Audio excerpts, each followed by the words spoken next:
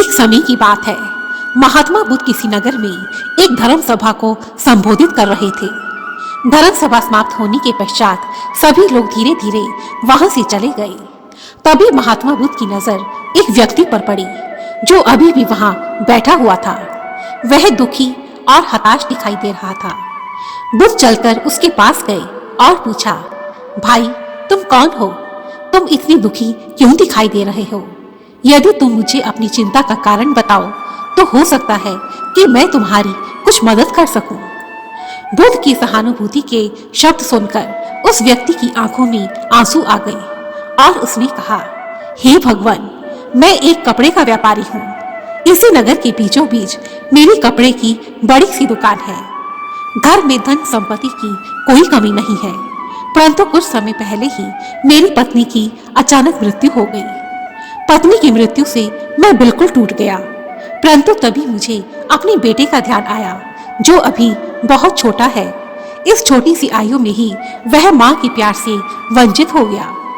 मेरे घर पर मेरे बेटे की देखभाल करने के लिए कोई नहीं है, इसलिए मैं उसे अपने साथ ही हर रोज अपनी दुकान पर ले जाता हूँ। परंतु दुकान पर मेरा बेटा बहुत शैतानी करता है। वह मेरी दुकान पर आने वाले हर ग्राहक की पगड़ी को उछालकर फेंक देता है। कभी कभी वह उनका झोला और दूसरा सामान भी उठाकर फेंक देता है।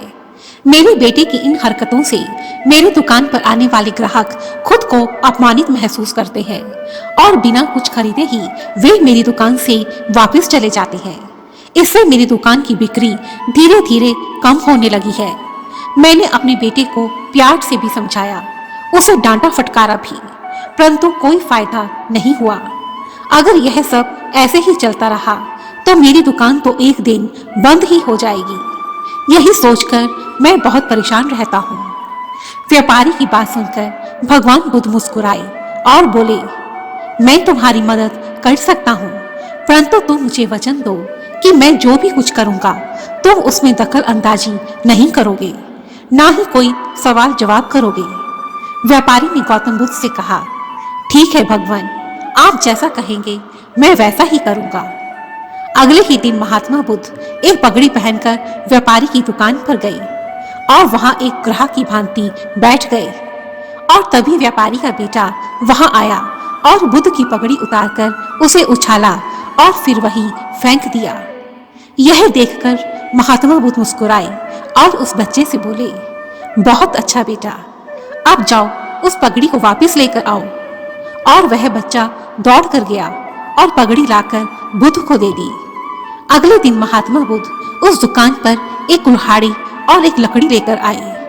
बुद्ध को देखकर उस बच्चे ने फिर से उनकी पगड़ी को उछाल दिया। तब महात्मा बुद्ध ने उस बच्चे को बुलाया और कहा, बेटा, यह लकड़ी और कुल्हाड़ी लो और इससे इस लकड़ी को काटो। यह देखकर व्यापारी को थोड़ा डर लगा कि कहीं उसके बेटे को कुल्हाड़ी से कहीं चोट न लग जाए, परंतु क्योंकि उसने बुद्ध को वचन दिया था कि वह बीच में नहीं बोलेगा, इसलिए वह चुप बैठा रहा। और तब वह बच्चा बुद्ध की बात मानकर कुल्हाड़ी से लकड़ी काटने की कोशिश करने लगा।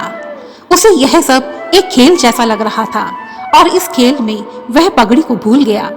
अब तो महात्मा बुद्ध प्रतिदिन व्यापारी की दुकान पर आते और हर रोज उस लड़के को एक नया काम बताते और वह बच्चा उस काम को खेल समझकर उसमें व्यस्त हो जाता था। बच्चे का मन पूरी तरह से उस काम में लग जाता था और इसी कारण वह धीरे धीरे यह भूल गया कि उसको किसी की पगड़ी उछालनी है। और इस प्रकार 10 दिन तक महात्मा बुद्ध उस बच्चे से हर रोज कोई नया काम करवाते रहे।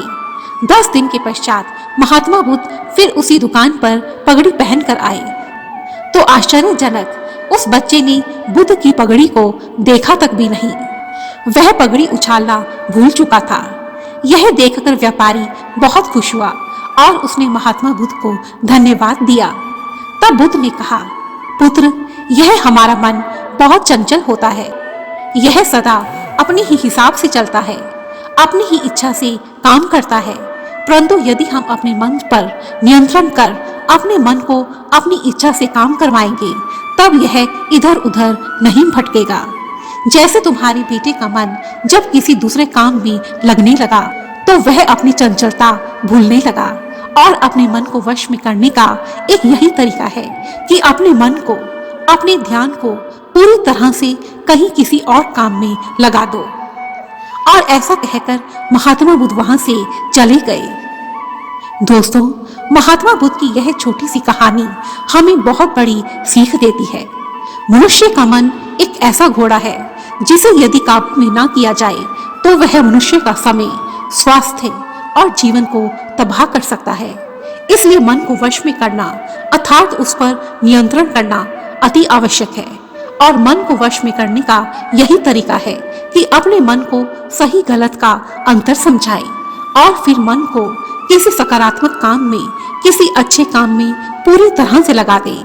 धीरे धीरे आपका मन भटकना छोड़कर आपके वश में हो जाएगा। धन्यवाद। दोस्तों, यह कहानी आपको कैसी लगी मुझे कमेंट बॉक्स में लिखकर जरूर बताएं। वीडियो को लाइक करें, शेयर करें तथा मेरी सभी कहानियों को देखने के लिए रेड कलर के बटन को प्रेस कर इस चैनल को सब्सक्राइब करें और साथ ही घंटे के साइन को भी जरूर दबाएं ताकि मेरी सभी वीडियोस की नोटिफिकेशंस आपको टाइम पर मिलती रहे। धन्यवाद।